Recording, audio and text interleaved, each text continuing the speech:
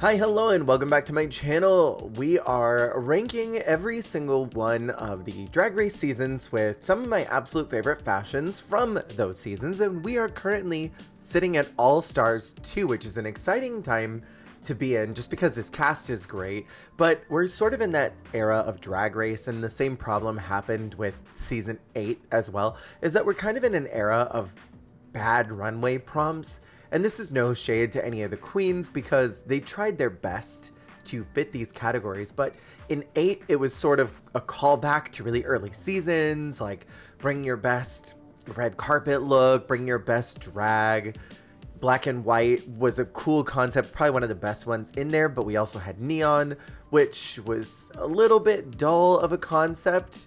And then this season for All Stars 2, we get the future of drag, which is probably one of the coolest concepts, but is extremely shady to Jeremy, if you remember that conversation between him and the redacted queen of season 4, where she said, "I'm the future of drag."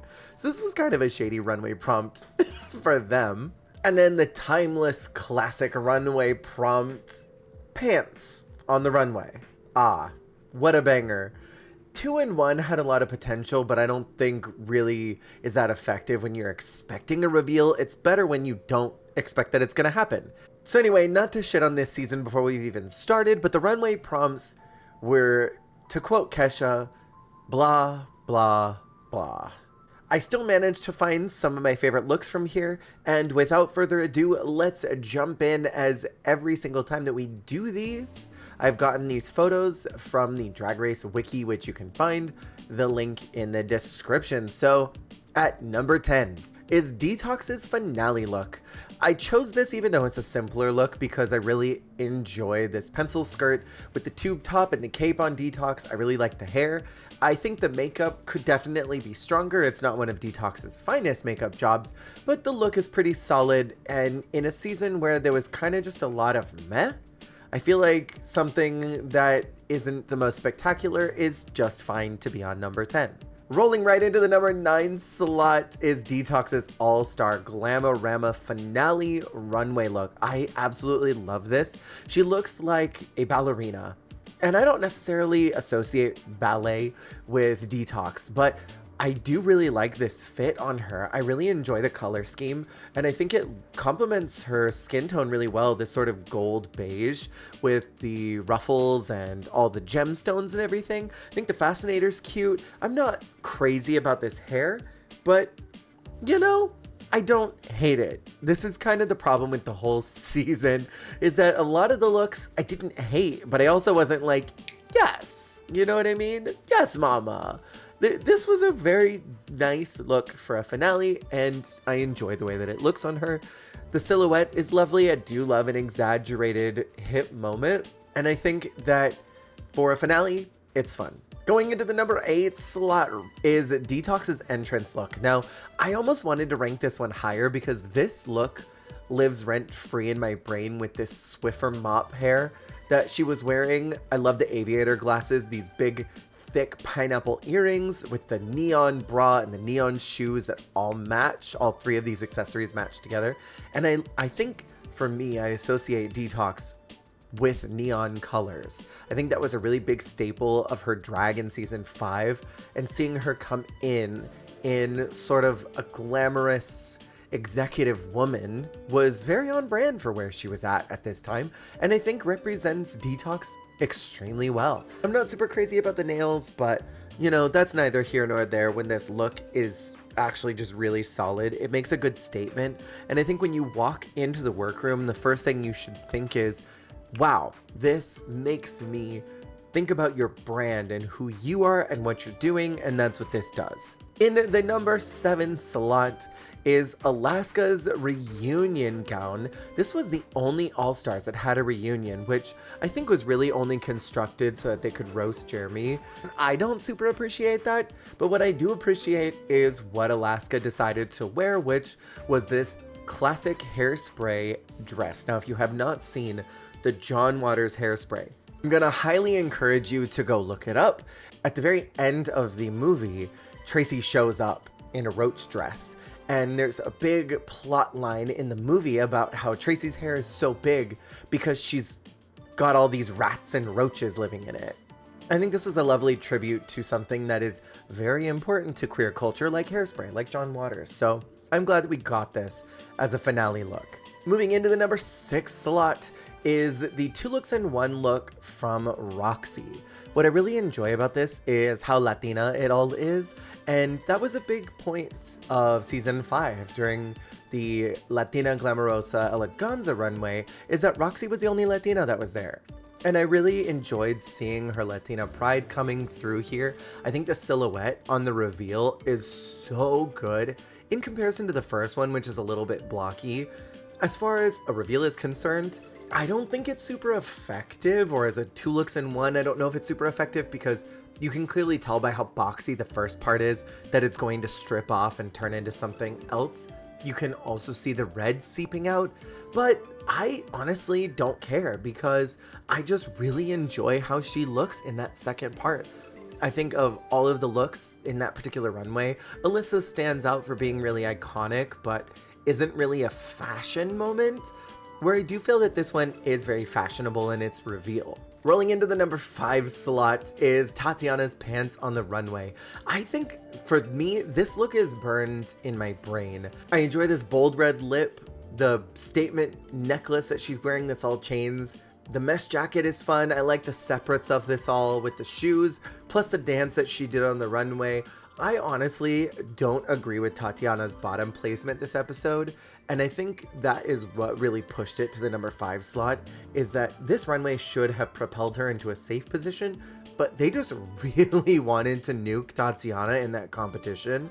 I think they knew that she would have succeeded, and I think the audience saw that she was succeeding. I just think that producers didn't realize how much we were gonna like her. And I love Tatiana, and I love this look. In the number 4 slot is Katya's pants on the runway look. What I enjoy about this is just how kind of stupid it all is. Who would think to wear a brown tracksuit on the runway of Drag Race without one lick of stoning on it, and then taking this yellow highlighter neon color and accessorizing it with that, including the nails? It's just really brilliant. It's a nice statement piece for such a lazy runway prompt. I think that chaps on the runway was a slightly better prompt because at least it allows for a little more interpretation, such as what we saw with Lady Camden doing a literal chap on the runway. It was a fun little wordplay.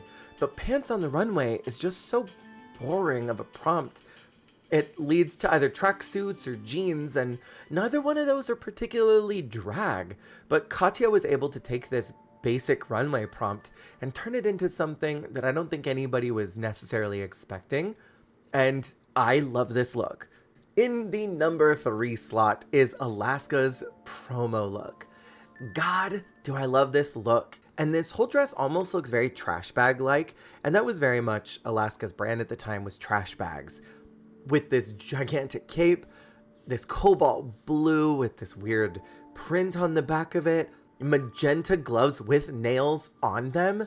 Let me tell you, this look is a time capsule of that era, because every queen in the mother tucking universe was doing nails on gloves. It was so popular. There was one drag costume designer in one of the clubs I used to work at who specifically sold gloves with nails on them. I remember even at DragCon that year was a booth with gloves with nails, because that was just very trendy at the time, and I think that's kind of fallen out of fashion. What is really banana bonkers besides that is all of these weird accessorizations that don't make any kind of sense at all. The earrings don't match with the headpiece. The bangles don't match with the earrings or the headpiece.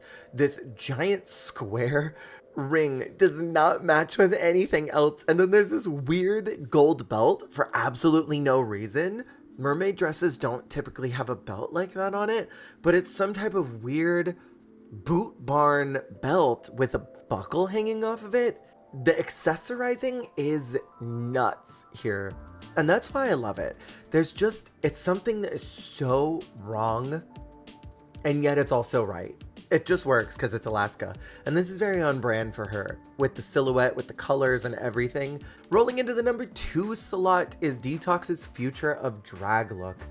I really cannot say enough good things about this look. Nobody really, I think, went there in this episode. There was one more, and you'll see that in just a moment, not to spoiler, but Detox really took it there. This was reminiscent of when Detox showed up at the finale in all black and white, just gagging everybody with that paint.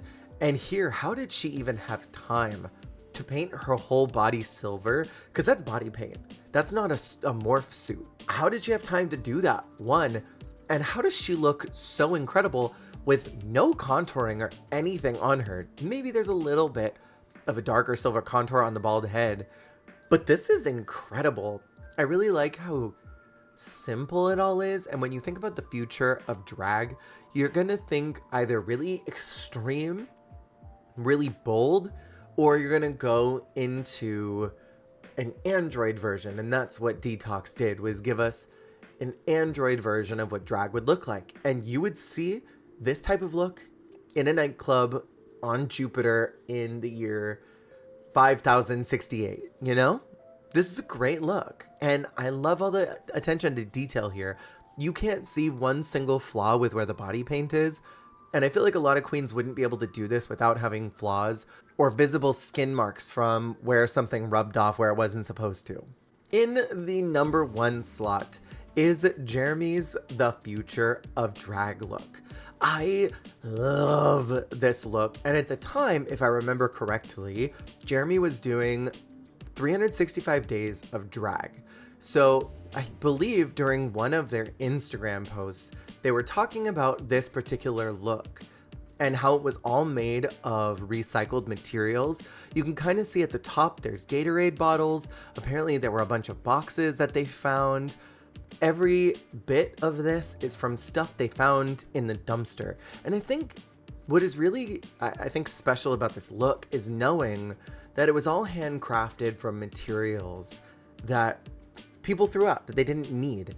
And there's something cool about incorporating that into a future of drag look, where you're thinking, okay, in the future, there's gonna be a lot less supplies because we're probably running low on resources as humans overconsume. So they're going to need to start recycling everything they have. And it's going to end up almost like a Fallout apocalypse, where everybody is just taking everything they've got and putting it into a scrapyard and creating things from it. Drag queens are not going to be any different. They're going to have to be resourceful with what they've got. And I think that idea, that concept, is what's really smart and special about it. I do wish that the blue morph suit was the same color as the face paint, but I almost can forgive it because it reads as highlight in a weird way. But this look, I think about quite frequently when I think about just really stellar looks that have shown up on RuPaul's Drag Race.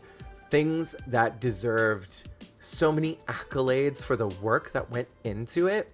What Jeremy did on this stage with that prompt was one of the most interesting things that had happened probably all season, because again, this was kind of a low concept season, and it wasn't because of the queens, it was because the producers didn't give them the space to explore their creativity. And Jeremy took a concept much like Detox and morphed it into something that was exaggerated, that was cool, that was drag. And I think that's what makes this really special. And so with that, that has been the end of my All-Stars 2 top 10 favorite fashions. Thankfully, getting into season 9 is where we really start to explore cool concepts. So going forward, all the seasons we're about to talk about, I'm so excited for, because there were some spectacular prompts we got to see, and I can't wait to look at those with y'all. If you like Drag Race, make sure to check out some of my playlists. There are some outfit reviews I've been doing for every single season. I would love if you check those out. And if you like gaming, I also do a whole lot of gaming content. See you on the flip. Hey, thank you so much for watching. If you liked the video, make sure to click that like button. And if you want to see more, hit subscribe. Goodbye.